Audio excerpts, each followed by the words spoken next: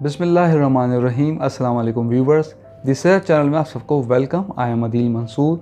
हमारा आज का टॉपिक है मुंह का अल्सर, इसकी वजूहात और इसका इलाज। जो चलते हैं अपने टॉपिक की जानिब। अगर आपने हमारे चैनल को सब्सक्राइब नहीं किया तो अभी सब्सक्राइब कर लीजिए और बेल आइकन को प्रेस कर दीजिए।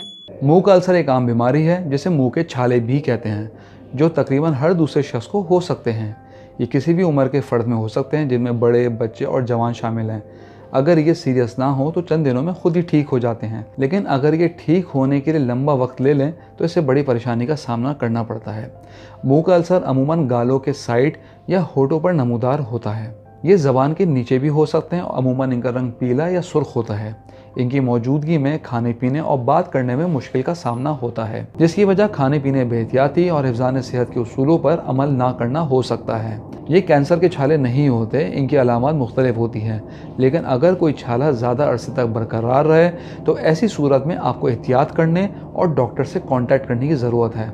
आइए सबसे पहले इसकी इकसाम पर बात करते हैं। इसकी 3 किस्में होती हैं। हर्पिटिफॉर्म अल्सरेशन HU, ये अल्सरों की एक किस्म है और इसके नाम से मुंसलिक हर्पीस इसलिए लिया जाता है क्योंकि इसके नाम से मुंसलिक हर्पीस इसलिए होता है क्योंकि ये हर्पीस के जख्मों से मुतशाबे होता है। HU अल्सर तेज़ी से फैलता है, ये मुतादी नहीं होता। ये मर्दों के मुकाबले में ख़वातीन में ज़्यादा होता है और बूढ़े लोगों में सबसे ज़्यादा पाया जाता है। दूसरी किस्म है माइनर अल्सर की। ये साइज़ में छोटे होते हैं और ठीक होने में तकरीबन 2 हफ्ते लेते हैं। और थर्ड टाइप है मेजर अल्सर। ये छोटे अल्सर से शुरू होते हैं, शक्ल में बेकायदा होते हैं और ये टिश्यूज़ में गहराई में घुसे हुए होते हैं। इन्हें ठीक होने में कई हफ्ते लग सकते हैं। वैसे तो मुंह के अल्सर की कोई पर्टिकुलर रीज़न नहीं है, ताहम कुछ महरकात और अवामिल इसकी निशानदेही करते हैं, जिनमें से चंद ये हो सकते हैं, जैसे दांतों से मुंह में कट लगना और ये जख्म बन जाए, खाने पीने में बेहतियाती, खट्टे फ्रूट जैसे स्ट्रॉबेरी, पाइनएप्पल जैसी चीज़ों का ज़्यादा इस्तेमाल, कॉफ़ी और चॉकलेट का एक्सेस यूज़ करना, जिंक, फोलेट, विटामिन B12 की ख़ास तौर पे कमी और साथ में आयरन की भी कमी हो, मुंह के बैक्टीरिया से एलर्जी होना, दांतों के ब्रेसेस की वजह से, माहवारी के दौरान हार्मोन्स में तब्दीली, जज्बाती स्ट्रेस, नींद की कमी, बैक्टीरियल, वायरल और फंगल इन्फेक्शन, फास्ट फूड और तेज़ मसालों का इस्तेमाल, निज़ाम हज़म की ख़राबी, किसी भी किस्म की मेडिसिन का देर तक इस्तेमाल करना मुंह के छालों का सबब बन सकता है।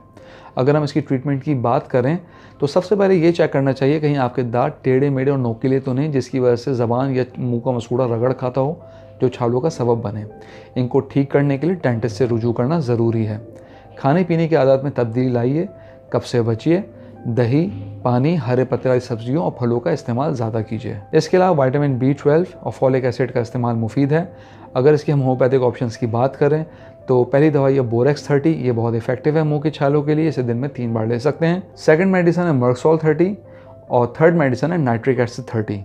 ये दवाइयाँ भी दिन में 3 बार इस्तेमाल की जा सकती हैं।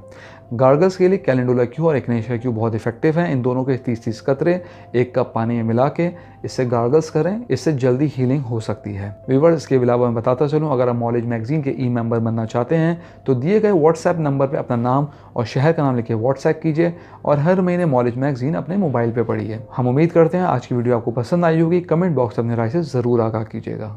Thank you. अल्लाह हाफ़िज़।